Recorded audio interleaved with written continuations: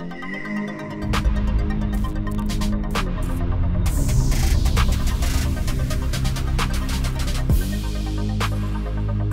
guys, well up until this point we've been inundated with XT versions of AMD's 5700 series, but today we're going to be checking out a non-XT in the form of this PowerColor Red Dragon.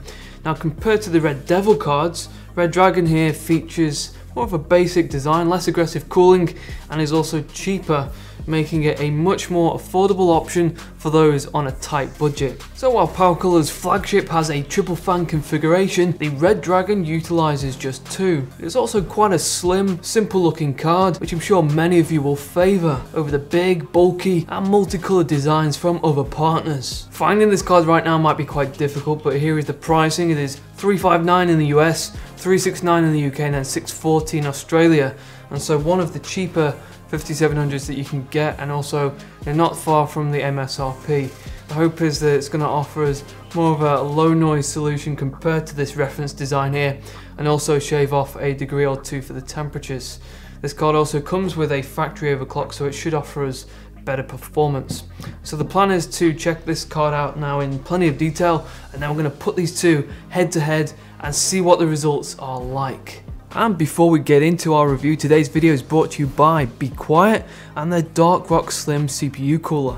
The Dark Rock Slim is a high performance heatsink designed for both Intel and AMD platforms with a TDP rating of 180 watt.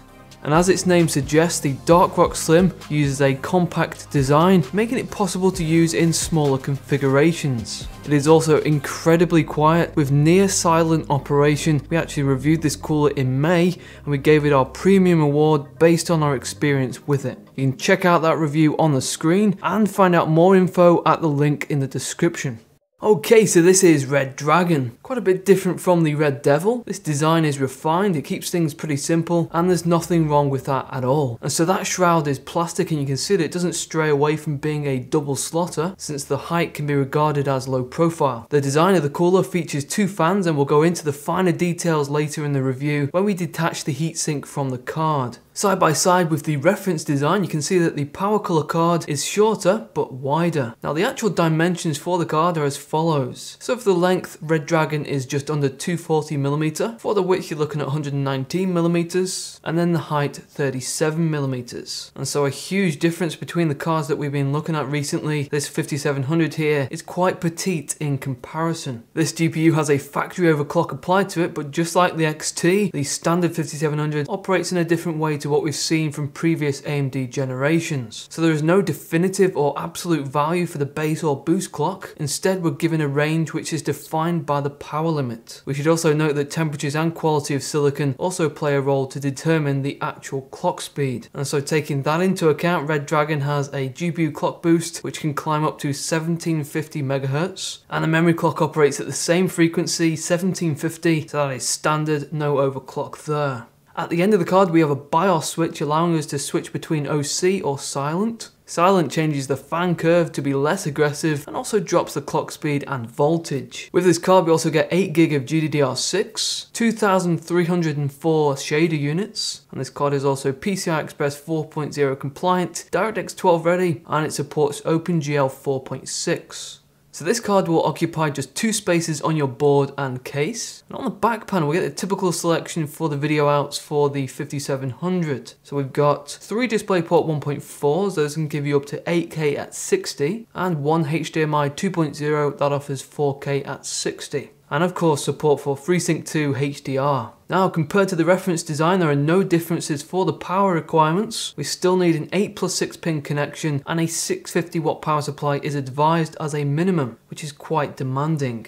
Over on the back side of the card, we have a nice brushed metal backplate, which gives the PCB a bit of protection, and while this plate has no cutouts for ventilation, it does have a 2mm gap to allow the heat to dissipate. Okay, so the cooler is now detached from the card, which is quite a simple process, involves just 6 screws. And so this is the solution which PowerColor are using. First of all, we have two 100mm fans, which are quite large on a card of this size. Those fans use the 0 decibel technology, and so under 60C when the card isn't being taxed, those fans are going to stop spinning for silent operation. Those fans drive cooler down onto this double heatsink, which uses aluminium fins and 5 6mm copper heat pipes. And we're pleased to report that all of the memory chips are covered on this card, and PowerColor are using pretty thick thermal pads too. Since we have the heatsink off the card, we also now have access to the board itself. Now PowerColor are using what they call the Platinum Power Kit on this card, and so we have a digital controller and super caps. This is a custom board which utilizes an 8-phase design. And so the driving force behind this card is the Navi 10 XL GPU. That utilizes a 7nm process, and it makes use of the new AMD RDNA technology. Now this GPU is similar to the XT, but there are some subtle differences with less shader units and lower clock speeds, but will struggle in some titles, and so 1080p is a better option, especially if you want to ramp up those details. Okay, well that is the overview complete. Let's now check out some performance by running some games. And for this, we're going to be using 1080p and max detail preset within each title. And for comparison, we're going to use the AMD reference design. Now, if you want different resolutions, different games, and comparison to other cards, head on over to the website review in the description. In the background, we're going to have GPU-Z running with the max enabled on all temperatures, and so be sure to check that out at the end.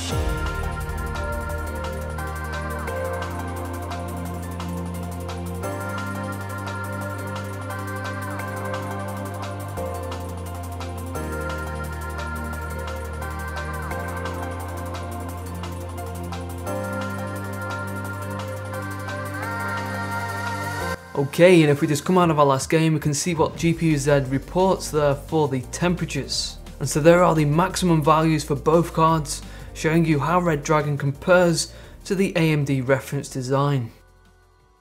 Alright, well that is the Red Dragon. Not as out there as the Red Devil with the styling, the triple fans and the clock speeds, but this card here settles for something which is much softer, makes use of quite a simple design and uses those two cooling fans. And the great thing with this card is that it comes in at a much lower price as well, so it sits closer to the MSRP like that reference design. and is one of the cheaper options for this particular GPU.